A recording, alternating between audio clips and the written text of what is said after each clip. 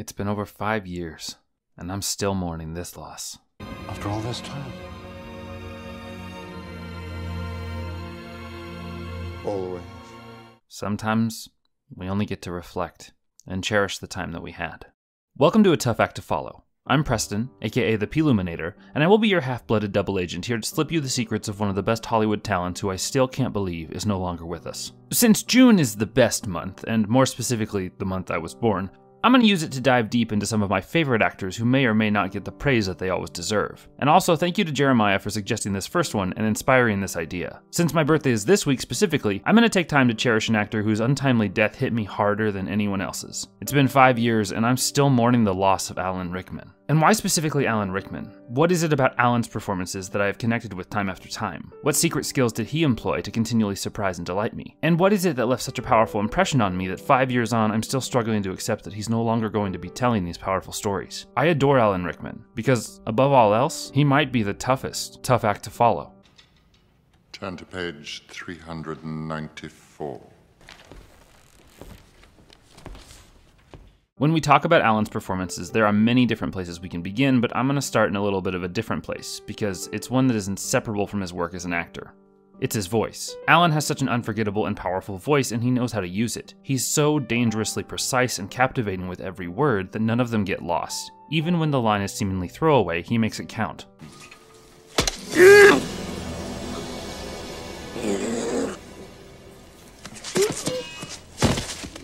Well, at least I didn't use a spoon. It's good steel. But vocal ability isn't all about precision. Sometimes it's about taking that power and using it explosively to really take control of the moments. Alan does this so well. Well, yes, the more common term for him is to create subtle beneath the surface tension. When he really needs to explode, he makes it count, and he can have fun with it from time to time.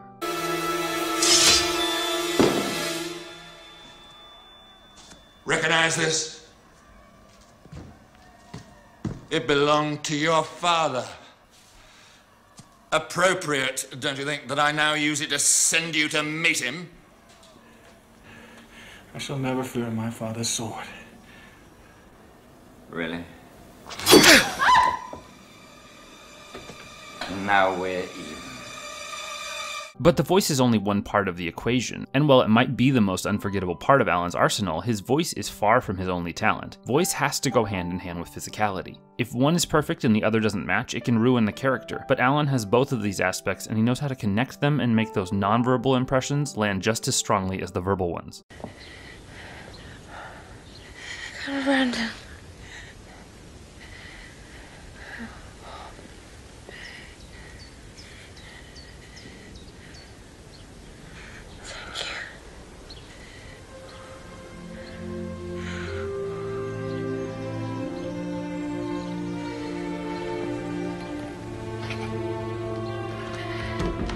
And this ability of posture gives Alan such a powerful command of the room. He's so capable of standing out and making every single moment he gets on screen meaningful and impactful. He never squanders a moment when he's on screen, and he uses his precision, not only in his voice, but in his movements, to make the character live beyond just what's on the page. Small gestures and subtle tics can add so much to a character's believability, and Alan produces these in spades. His ability to create nuanced characters allows him to produce beautiful small moments, not just big ones. No. I must go further back. No doubt, Mrs. Jennings has apprised you of certain events in my past. The sad outcome of my connection with a young woman named Eliza. And Alan can use these skills across numerous genres. While he's incredibly talented in those harsh dramatic roles, he's also so good at over-the-top comedic ones as well. And it's because he gives the character a grounded nature no matter the genre. While some comedic performances can feel forced or awkward, Alan knows how to make a character both funny and real at the same time. Look at that. Would you look at that? They look like little children. Could they be the miners? Oh, sure. I mean, they're like 3 years old. Miners, not miners. You lost me. I don't like this. Because Alan keeps that grounded nature in his characters, it allows that character to be more believable, especially when the character has a real sincere moment. While these moments may seem unearned or out of nowhere in other comedic films, Alan knows how to ground his characters from the beginning so that when those powerfully sincere moments do come, it's not only earned, but it's damn unforgettable sometimes. By Grabthar's hammer, by the sons of Warvan, you shall be avenged.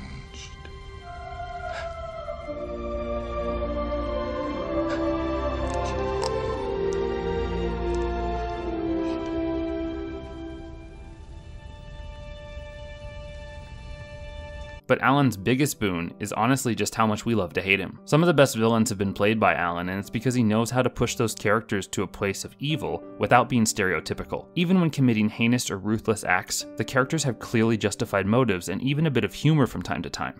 It's obvious you're not some dumb schmuck up here to snatch a few purses, am I right? You're very perceptive.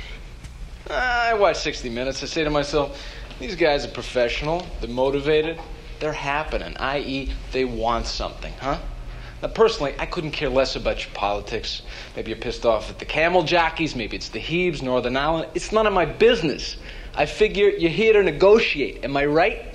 You're amazing. You figured this all out already. And the other thing that Alan brings to these villains is that they are really well thought out. If they need to be smart, they are. If they need to be volatile, they are. If they need to be ruthless, they are. No matter the needs of the villain, they manage to have every trait that they need, and again, those traits can be played without losing the character or making the character something that isn't true to the story. And Alan makes his characters exactly who they need to be to tell the story, without trading too many traits out for others.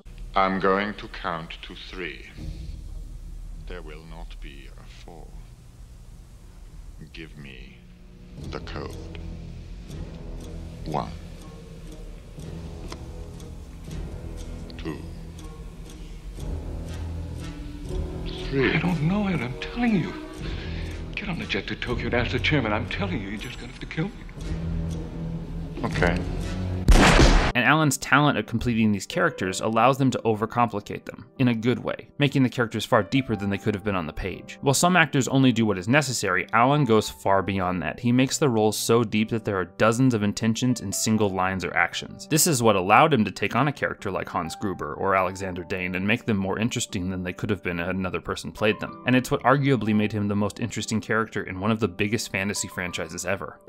How dare you stand where he stood? Tell them how it happened that night.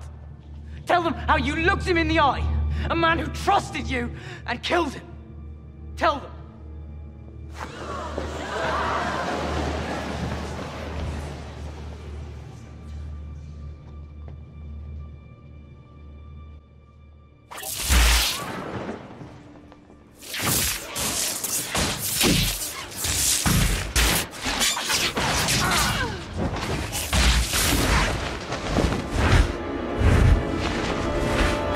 And while yes, he has the talent to add a lot of depth, it doesn't change the fact that Alan just knows how to use the tools in his toolbox to their fullest extent. It's making simple choices under the most dire of stakes. Stakes in many instances, especially within a character like Snape, have to be vastly extreme. They're life or death. The character's journey is far more interesting if every choice feels like it could be their last one, and Alan uses these high stakes and tensions to make the characters far more memorable.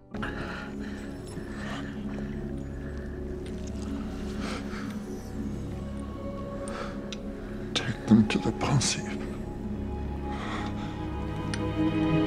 Look at me.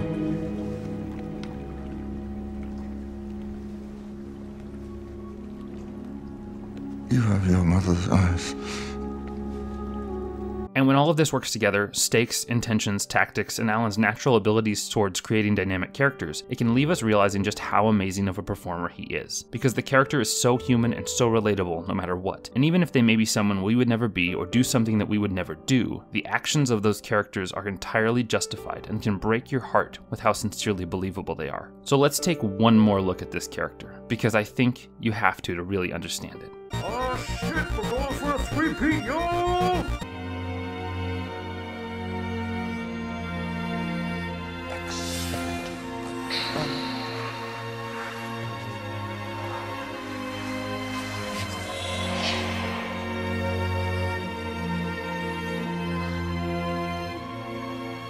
Hey, this time? Always. And it's all of this that has allowed Alan to leave an impact on our minds as we watch and rewatch all of his performances. He's not someone who has ever relied on a single trick, but combines all the different aspects of his character to make them far more compelling and interesting as a result. So why do we love Alan Rickman? 1. Alan has vocal power. Alan's voice is so iconic, compelling, and precise, and his control over it allows him to make such strong but vulnerable choices. And when the story calls for him to use that voice differently, whether to explode or to be subtle, he's able to fully harness his voice and make those compelling choices powerful. 2. Alan creates complete characters. Alan doesn't rely solely on his voice, but completes the character by adding postures and gestures and numerous other details to the character. By adding these details, Alan can make the character feel more complete and therefore more believable. By making the character more believable, it helps tell the story and makes Alan more interesting in the process. 3. Alan grounds his roles. While Alan certainly knows how to be funny, he doesn't push it to a point of absurdity. By keeping the roles grounded, it helps him really land across numerous genres. Whether comedic characters in dramatic moments or dramatic characters in comedic ones, the roles never feel beyond reality and they serve the moment and the story perfectly. 4. Alan is someone we love to hate. While this sounds like a backhanded compliment on the surface, it's not. Some actors excel in villainous roles, and Alan is one of them. And it's what has allowed him to stand out in so many parts across a whole host of genres, including westerns, science fiction, fantasy, and especially Christmas movies. 5. Alan leaves an impact. Alan takes his roles and pushes the stakes, dives deep into the intentions, and holds so much back while delivering just as much because he knows how to make characters unforgettable. By using a dozen different tools in the toolbox at once, it allows the characters Alan creates to leave a far deeper impact than they could have, and it keeps them in our minds long after the credits have rolled. Alan is one of a kind, that much is clear. And while I could tell you to watch so many movies of his, there's obviously a few that stand out better than others. And since this one's a little tricky, I'm kind of bending my formula for it, just slightly. Here are my 5-ish essential Alan Rickman performances. 1. Robin Hood, Prince of Thieves.